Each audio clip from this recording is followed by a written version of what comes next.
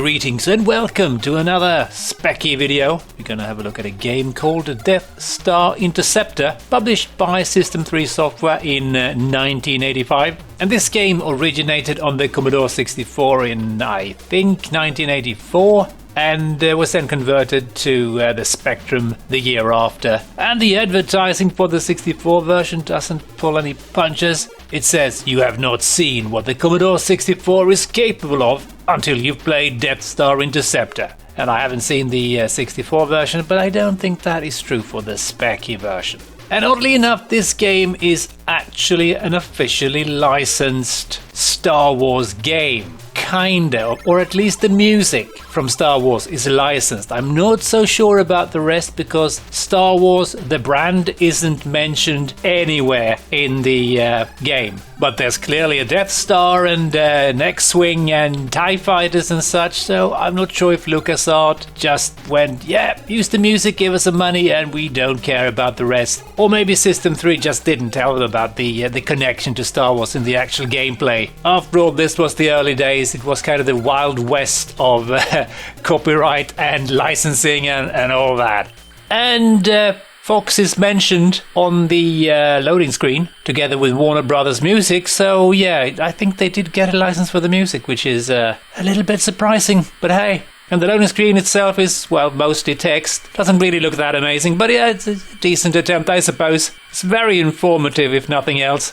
And the game is protected by speed locks, so I am actually capturing this on an emulator because, yeah, I don't think this is going to load on my real Spectrum, sadly. But let's just go with cameras and joystick, and I do have some pokes if this turns out to be difficult. And we're going to select the Space Cadet skill, and also we need to check out the music, the Star Wars music.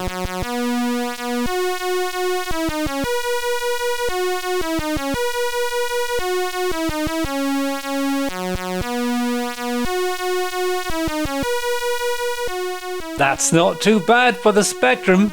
I mean, they could have maybe made it multi-channel, but hey, this was fairly early days, but yeah, this sounds pretty decent. So maybe that's why they paid the licensing fees for the music.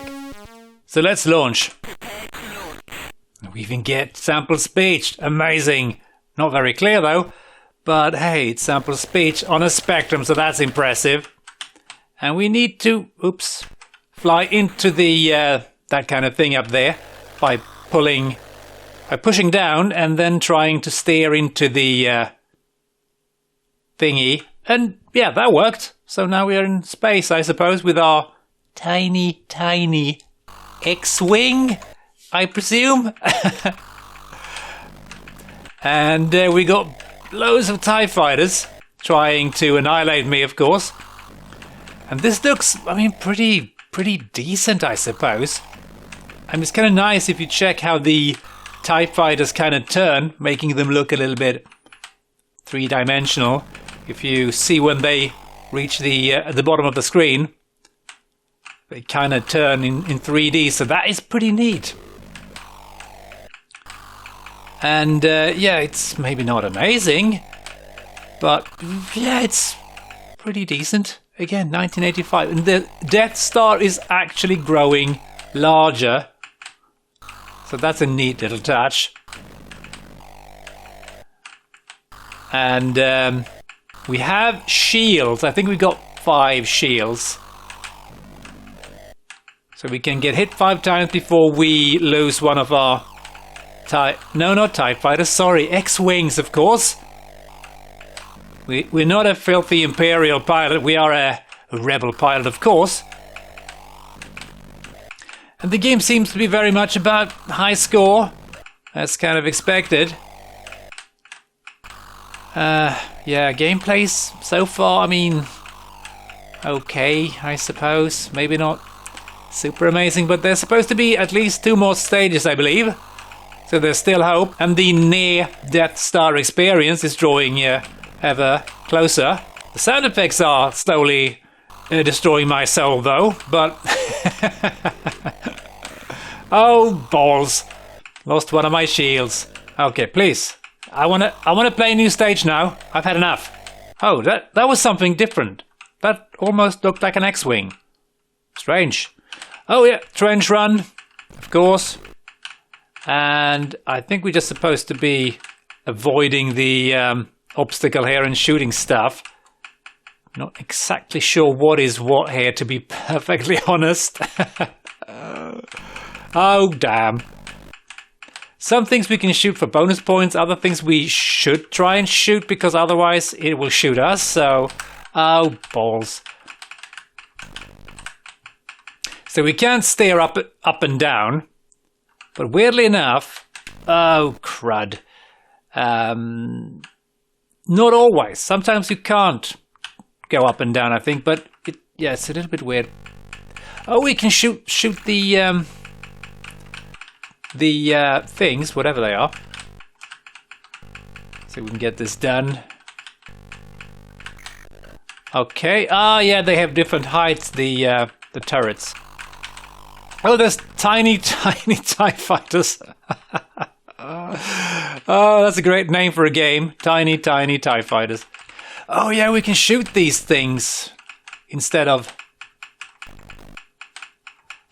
actually dodging them. Oh crap. Okay, I'm getting into this and I keep missing those turrets because they look like everything else. It's like just a white blob. Oh man, yeah, this is probably would have been easier to play.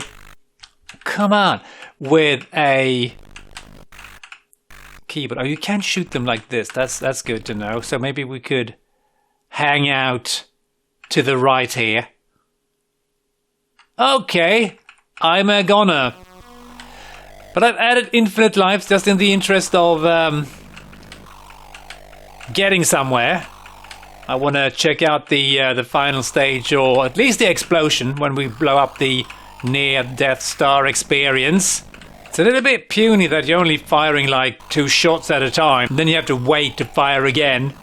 I suppose the sound effects are kind of impressive in a sense, but they're also a bit annoying. So, Oh, we're back in the trench.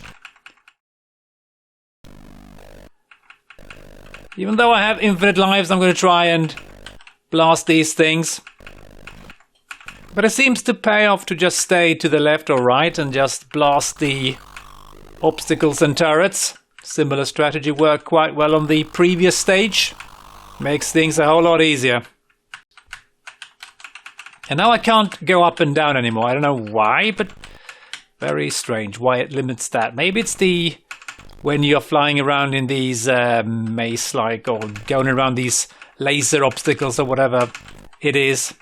Stages are a little bit long and there's not a lot of variation. It does feel a bit lackluster, to be honest. And the graphics are just super tiny. I think I would rather have played 3D Star Strike, I think it was called. That was really rather good and more fun than this for sure. It's basically like the Star Wars arcade game with the vector graphics, only not officially licensed, but it ripped off most of the things from Star Wars, so but that one was pretty damn good. Oh, please, just end. This just keeps going on and on and on. And none of the TIE fighters can touch me here. Completely safe from harm, from them at least. And this just keeps going. This would have made the film like 5 hours long if the trench was this long in the film, actually. And it's just the same thing over and over and over again. Nothing new is happening.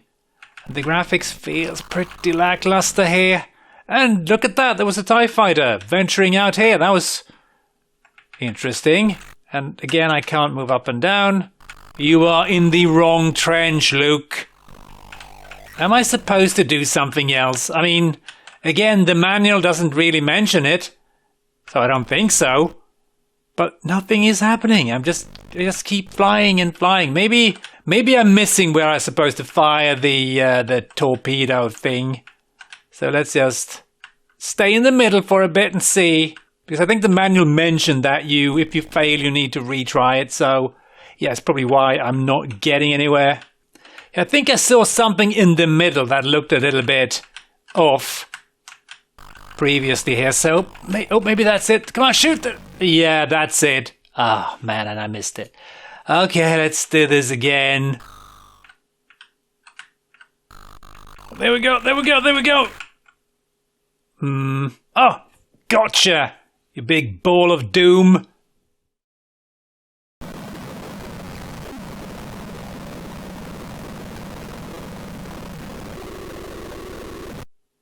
Right. Well, I have to say that the explosion of the Death Star in 3D Star Strike was much more impressive. But we get the music! Again, let's make sure that everyone gets to hear it. And we also get an extra life, by the way, which I don't really need. I've got plenty. Yes, I've heard it. Thank you. Go away. So here we go again. Yeah, I think it's going to be more of the same, right? Just maybe a little bit more difficult. Oh, say that one more time and I might do something I regret. There we go, I think. Yes. Yeah, this seems to be more of the same. Probably just more TIE fighters and... Yeah, I gotta say this game is pretty boring and lackluster. Only 2 stages, I thought the manual said 3, but I suppose it counts the first bit where you take off. So, okay, 3 stages. All of them pretty boring. Yeah, I think I'm done with this one. Let's just go and check out 2 reviews, shall we, before we end. Sinclair User wasn't too impressed and gave it 1 out of 5 stars, and they wrote, "There must be a better reason for being in the computing business than Death Star Interceptor. The addition of a strangled rasp of a voice in the takeoff sequence and the splitting of a standard, wholly derivative shoot-'em-up into 3 sections does not alter the fact that blasting alien spacecraft along the corridors of the giant space station is boring, boring, boring." And they also write, "Once at the Death Star, you get the time-honored death or glory Luke make mine a milkshake Skywalker, run down the deadly corridor to plant a bomb in the exhaust port. If you make it that far, why not toss the cassette in as well?" Yeah, boring, boring, boring is quite appropriate. And your Spectrum wasn't particularly impressed either. Most of the reviewers gave it 1 out of 5, and one of them wrote, "3 stages of star yawns didn't keep me awake long enough, despite tolerable speed and shooty bang quotient." And another one of the reviewers wrote, "I'd heard good reports of this game, but it's arrived with a whimper, not a bang." So, pretty weak sauce, a bit of a waste of the Star Wars license, or at least the license for the music. But the music was, of course, I think, the best part of the game. Everything else, yeah, pretty lackluster. So with that, I'm going to say thanks for watching and hope you enjoyed. And as always, hope to catch you next time. Cheers.